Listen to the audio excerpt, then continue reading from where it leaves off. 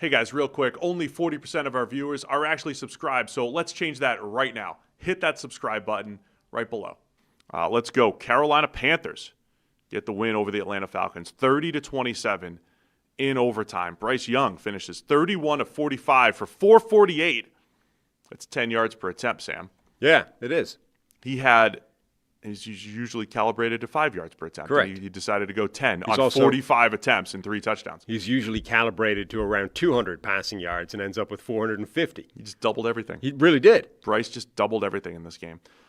Falcons fall to 3-7. Panthers move to 6-5, and now again half game behind the Bucs.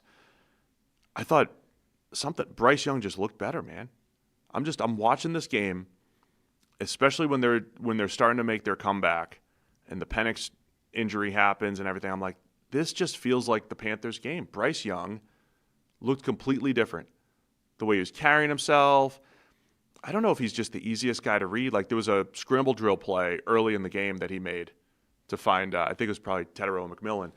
And I was like, he's just feeling it. Like, last year at this time, when he started to turn his season around and we'd come in and break down his excellent 160-yard passing game with 4 big-time throws that were dropped, it'd be like, he's feeling it, right? Plays inside of structure, outside of structure, confidence. He's not turning it over the way he had. Like, in this game, he wasn't putting the ball in harm's way, really.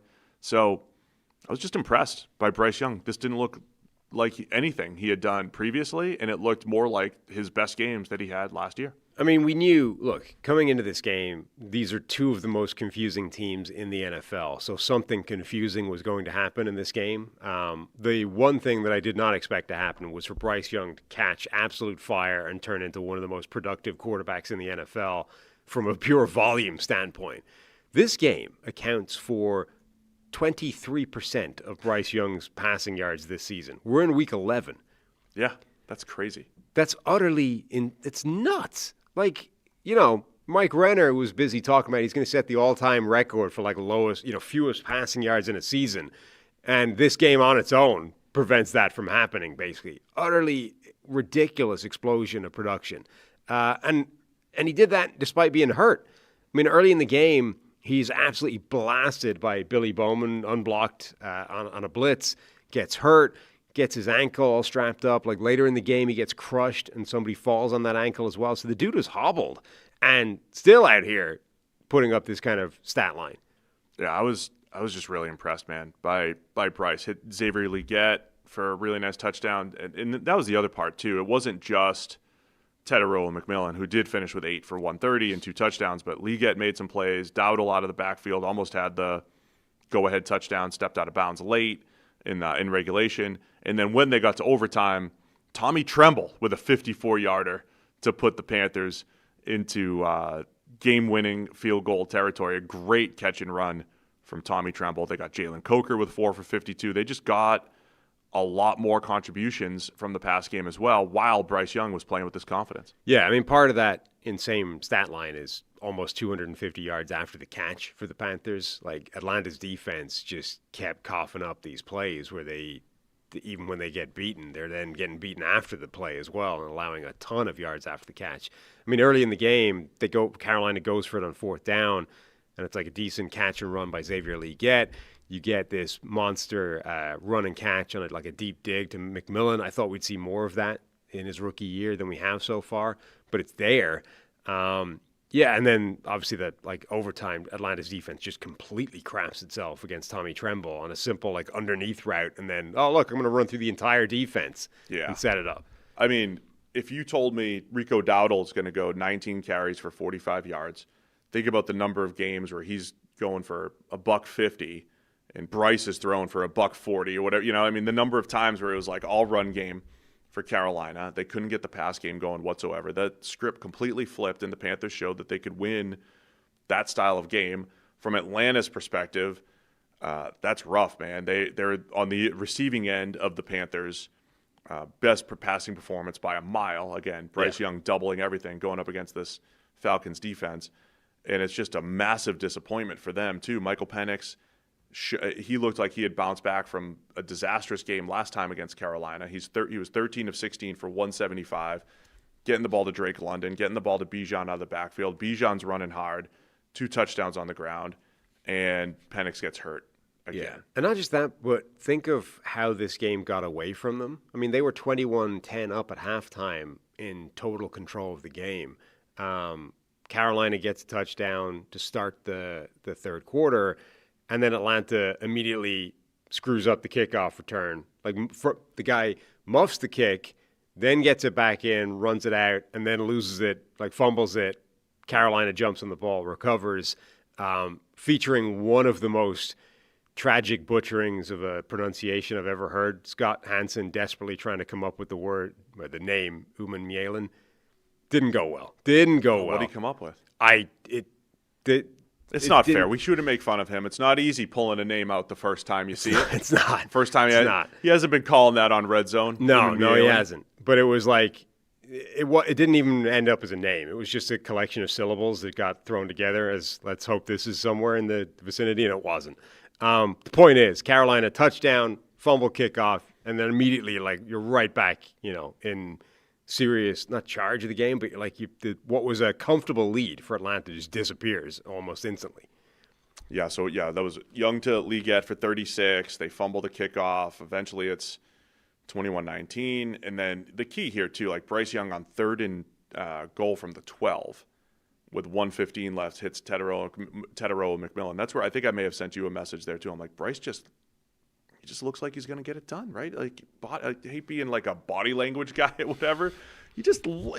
Sometimes you just see Bryce Young and you're like, he looks like Bama Bryce Young, where he's, going to play like one of the best players on the field and win the Heisman Trophy and make huge throws when they need to. It just felt that way yesterday with Bryce Young, and that's different. I hadn't felt that all season. I felt that at times last year, right? The number of times that he broke out, and I said 4 or 5 plays where you're like, man, he's a natural playmaker at his best.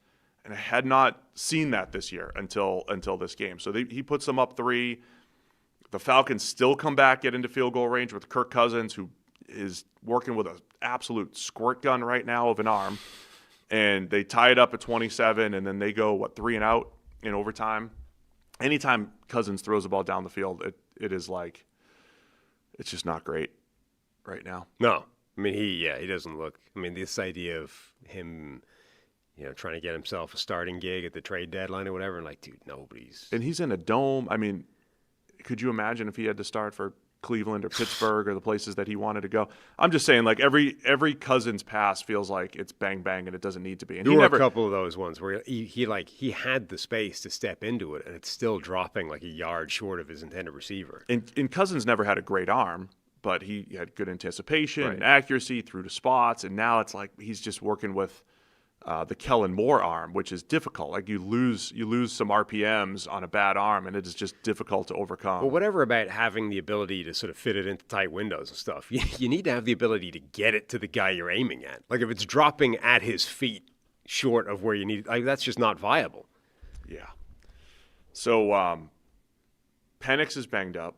Yep. It sounds like he's got it was like a bone bruise in the knee.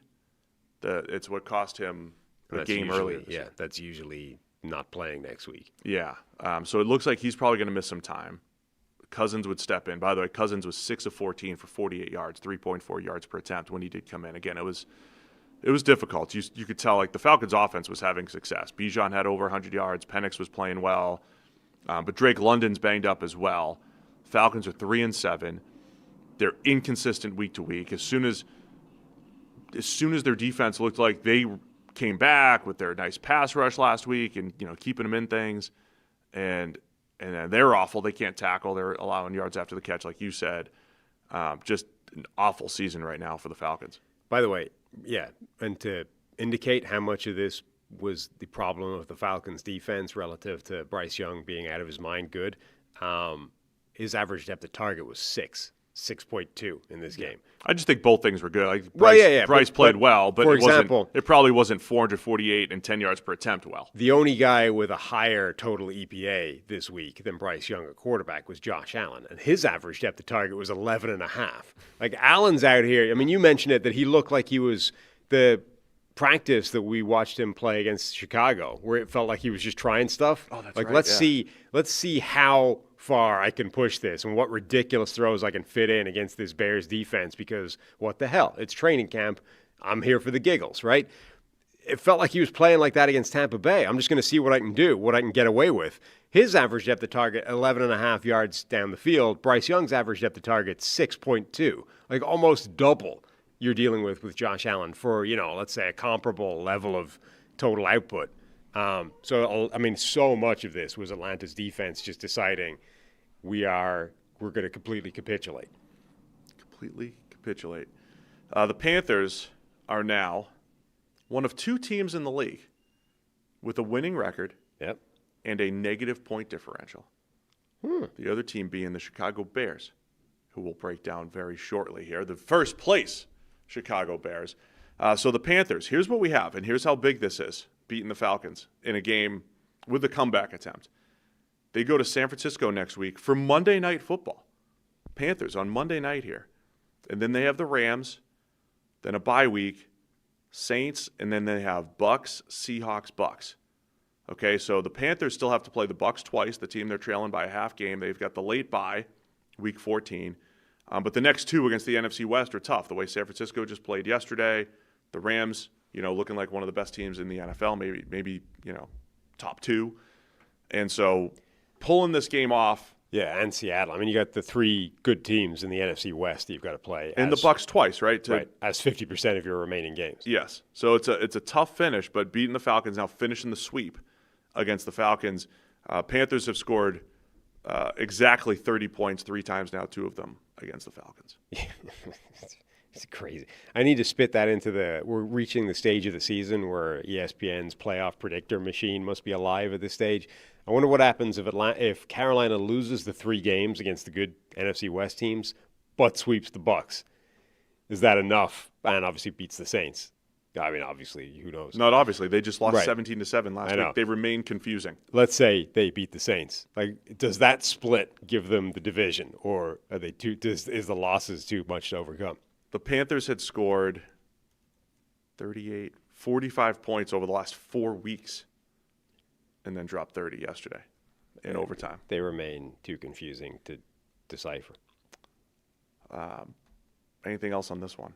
No. We'll be keeping an eye on Penix and Drake London injuries, but it looks like the Falcon season might be all but over. Thanks for watching all the way to the end of the video. Check the Mic is live Monday, Wednesday, and Thursday, so be sure to hit subscribe so you don't miss a video. You heard the man. Subscribe.